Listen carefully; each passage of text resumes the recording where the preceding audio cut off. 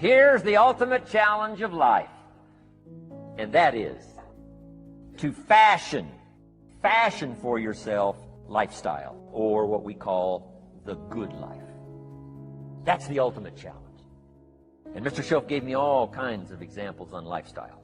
Here's number one. Shoaff said, Mr. Rohn, if you wish to be wealthy, study wealth. I'm asking you, if you find yourself caught like I was at age 25, make the personal commitment today and say, I'm going to study. And 5 years from now, nobody's going to be able to say, how come you don't have a superior plan living in a superior country with superior opportunity?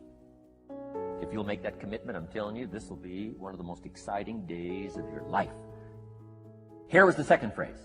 Mr. Shoaff said, Mr. Rohn, if you wish to be happy, study happiness.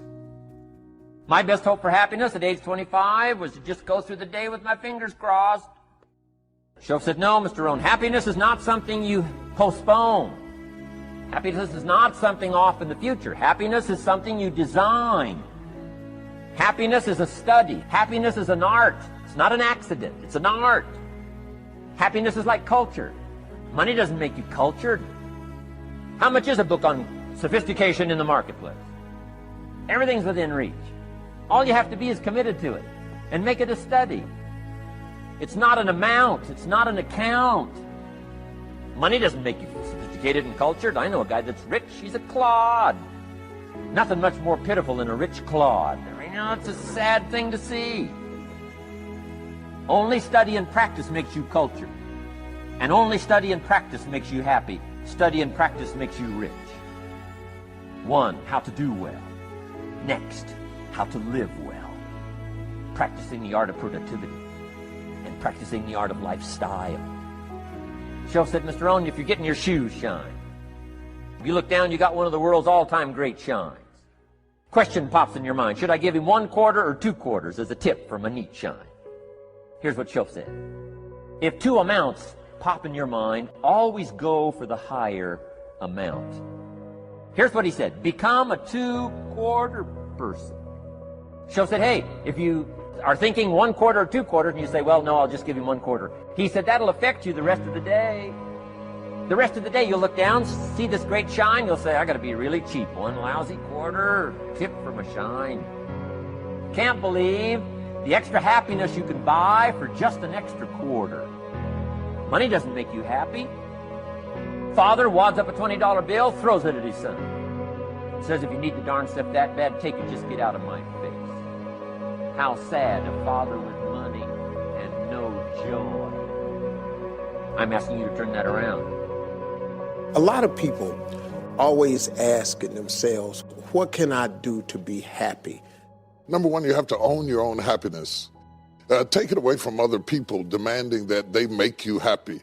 Own your own happiness and be responsible for doing those things that bring joy into your own heart, independently of life and people and money. And it doesn't necessarily give you a happiness. You have to take responsibility of that peace and that joy that lives inside of your heart and not inside of your stuff. And sometimes you've narrated a story that you beat yourself to death with. Challenge your own story. Change the way you talk to yourself about who you are and what you're going to do in your life. You wrote the script. Change the story. Enjoy the journey, not the destination. A lot of us delay our happiness. When I get to this level, when I get my degree, when I get married, I'm going to be happy. Enjoy the journey. Enjoy the whole step. Every day that you get up to strive for whatever it is you're after. You don't celebrate when you get to the finish line. Celebrate all along the way. I want you to remember something. Comparison is the pathway to unhappiness. We only feel unhappy in our lives when we compare something to maybe something in our life that was a different time. Comparing our current conditions to previous ones. That comparison is what creates the unhappiness. It's actually not the condition itself. Or even comparing yourself to other people. This is a recipe and a formula for unhappiness. It's the contradiction between your current situation and something exterior. Either a previous time in your life, a previous person in your life, or you comparing yours to someone else's. An insidious disease that so many people in society suffer from today, particularly because of the advent of social media. It's seeing people laughing and jovial or jet-setting or compared to what we're doing, and that creates unhappiness. It's not the success of people you know, it's you're comparing your situation to the success they're having that creates unhappiness in your life. And just being aware of that fact and stopping the comparison, knowing that you can't go back to that previous time, knowing that you can't be in somebody else's life. And so if you're looking to be happier, the number one key that I would give you is to stop the comparison game. It's so important to take a look at it because I really believe most people think that if I can just change my exterior circumstances, I will be happier. The reason that's so important is when you accept the fact that it's not the external conditions of your life that create happiness. We are not our titles. We are not our popularity. Then we begin to accept ourselves and love ourselves as we are, is when we find true happiness. Now, I'm not talking about self-love in the sense that you just accept everything in your life and you sit around. Happiness and success are often two different things. Happiness comes from acceptance and loving ourselves as we are. So many of you achievers are listening to this right now and you're nodding and you're saying, that's why I'm never happy. That's because you keep comparing your situation to someone else's. No matter how good yours is, you have to compare it to someone else's recognition, someone else's wealth, someone else's confidence. So we know to find happiness in our lives, we have to stop comparing. However, when there's an area we know we must change, now we use comparison as a weapon to our advantage. And so I use comparison as a weapon, as a catalyst to get leverage on myself to change. So it's a two-edged sword. We use it against ourselves too often in our life that gives us misery and unhappiness, and not enough of us leverage the power of unhappiness using comparison to our advantage. Okay? And so I will use leverage to get me to do things. The winners use fuel to their fire. They'll use comparison as a weapon.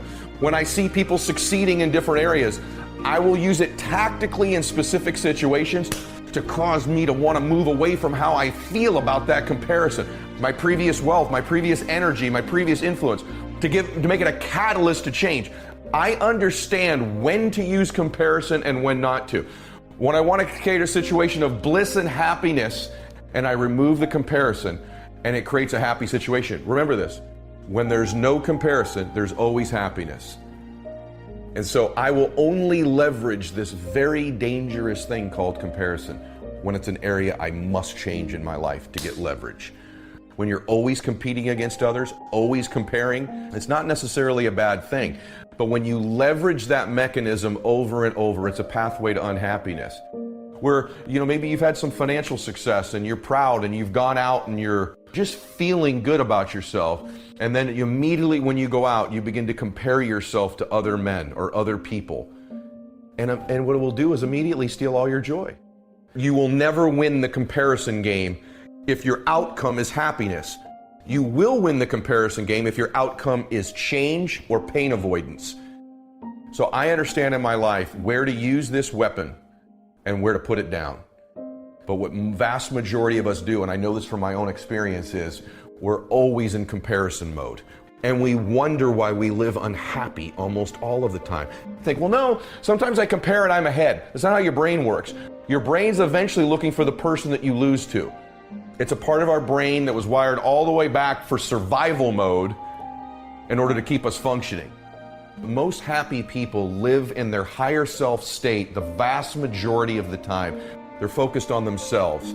And their only thing that they ever focus on outside of there is their spirituality, the universe, their God, their connection with something bigger than them. The person who achieves leverages the lower self by competing and comparing when needed. Self-awareness and self-discovery is what life's all about. And it's a win even if you discover something about yourself you're not proud of. That's discovery. That awareness is 80% of the step to changing it.